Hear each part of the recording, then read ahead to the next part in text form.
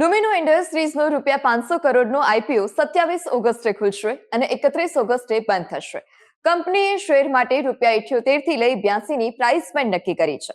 આઈપીઓમાં કુલ 24.35 crore share offer કરવામાં આવશે અને રિટેલ રોકાણકારો ઓછામાં ઓછા 182 શેર માટે અરજી કરી શકશે. આઈપીઓમાંથી મળેલી રકમમાંથી ₹337 કરોડનું દેવું ચૂકવવામાં આવશે. આ સાથે લગભગ 15 કરોડ સાધનો અને મશીનરી ખરીદવા પાછળ થશે. કંપની કંડક્ટર, પાવર કેબલ અને ઇલેક્ટ્રિકલ વાયર સહિતના ઉત્પાદનો બનાવે છે અને તેના શેર એનએસસી અને બીએસસી બંને પર લિસ્ટ થશે. ઝી એન્ટરટેઇનમેન્ટના પ્રમોટર ગ્રુપની કંપની સનબ્રાઇટ મેરિશિયસ 20.94 કરોડ શેર ₹126 ના ભાવે ખરીદશે અને આ સોદાથી ઝી એન્ટરટેઇનમેન્ટને શરૂઆતમાં ₹659.8 કરોડ મળશે. જ્યારે સમગ્ર સોદો પૂર્ણ થશે ત્યારે કંપનીને કુલ ₹2,639 કરોડ મળી શકે છે. આ પછી ઝી એન્ટરટેઇનમેન્ટમાં પ્રમોટર ગ્રુપનો હિસ્સો વધીને 17.90% થઈ શકે છે. ગુજરાતની બેંકોમાં એનઆરઆઈની થાપણો 12.4% વધીને 1.22 લાખ કરોડ થઈ છે. વર્ષ 2024-27ના પ્રથમ ક્વાર્ટરમાં એનઆરઆઈની થાપણો વધીને 1,22,364 કરોડ થઈ છે, જેમાં અમદાવાદ ₹27,326 કરોડ સાથે પ્રથમ ક્રમે છે. ત્યારબાદ વડોદરા ₹19,447 કરોડ અને કચ્છ ₹18,213 કરોડ સાથે બીજા અને ત્રીજા ક્રમે છે. એટલે ગુજરાતમાં એનઆરઆઈની કુલ થાપણોમાં અમદાવાદ, વડોદરા અને કચ્છનો હિસ્સો અડધાથી વધુ છે.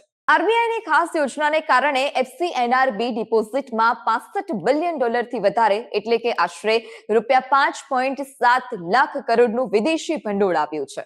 આરબીઆઈની અન્ય યોજનાઓ સહિત કુલ વિદેશી ભંડોળનો પ્રવાહ $72 બિલિયન એટલે કે આશરે ₹6.2 લાખ કરોડને પાર થયો. ખાસ વાત એ છે કે આ સુવિધાની સમય મર્યાદા હવે 31 ઓગસ્ટ 2026 સુધી જ છે. વિદેશી ચલણની આવક વધારવા માટે આરબીઆઈએ જૂનમાં આ ખાસ પગલાં લીધા હતા.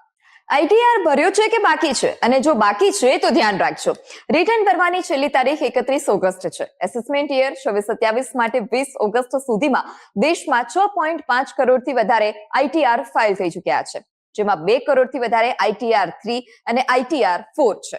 ફ્રીલાન્સર, કન્સલ્ટન્ટ, નાના વેપારીઓ, ઇન્ટ્રાડે અને F&O ટ્રેડર્સ સહિત ટેક્સ ઓડિટ લાગુ ન પડતા કરદાતાઓએ 31 ઓગસ્ટ પહેલા રિટર્ન ફાઇલ કરવાનું રહેશે. આ સાથે જ આઈટીઆર ફાઇલ કર્યા બાદ 30 દિવસમાં ઈ-વેરીફાઈ કરવું પણ જરૂરી છે. સરકારે 4 વર્ષથી નાના બાળકો માટે ક્લોરફેનિરામાઇન મેલેટ અને ફિનાઇલેફ્રિન હાઇડ્રોક્લોરાઇડ ધરાવતી સંયુક્ત દવાઓના ઉત્પાદન, વેચાણ અને વિતરણ પર સંપૂર્ણપણે નિયંત્રણ મૂક્યું છે. નિષ્ણાંત સમિતિ અને ડ્રગ્સ ટેકનિકલ એડવાઇઝરી બોર્ડની ભલામણ બાદ આ નિર્ણય લેવામાં આવ્યો.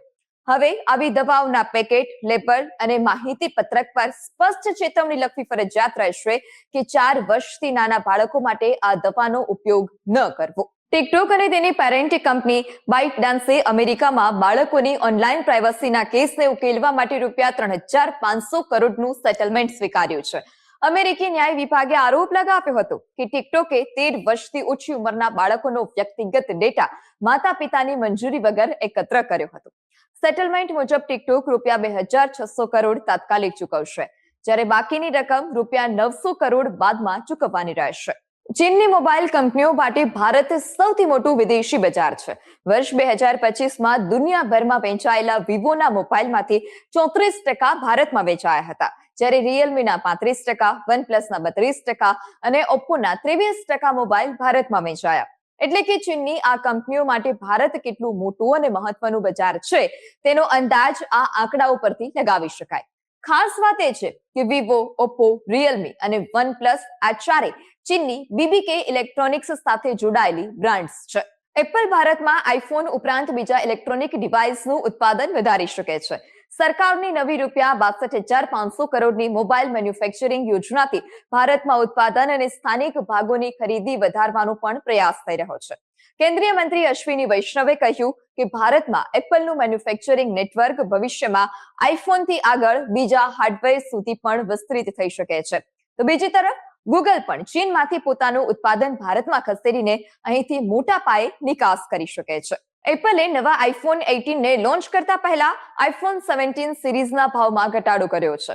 વિદેશી માર્કેટમાં આઈફોન 17 પ્રો મેક્સ સહિત લગભગ તમામ મોડેલ પર ડિસ્કાઉન્ટ મળી રહ્યું છે. આ સાથે જ જૂના આઈફોનના ટ્રેડ ઇન વેલ્યુમાં પણ હવે વધારો કરવામાં આવ્યો છે. તો બીજી તરફ iPhone 18 pro, iPhone 18 pro max અને એપલનો પહેલો ફોલ્ડેબલ આઈફોન સપ્ટેમ્બરમાં લોન્ચ થવાની શક્યતા છે. નવા આઈફોનમાં વધતી કોમ્પોનેન્ટ કોસ્ટને કારણે હવે વધુ ભાવ રહેવાની પણ શક્યતા છે. દેશમાં એલપીજી પહોંચાડવા માટે ₹7,000 કરોડના ખર્ચે 1,800 કિલોમીટરની નવી પાઇપલાઇન બનાવવાની મંજૂરી મળી છે.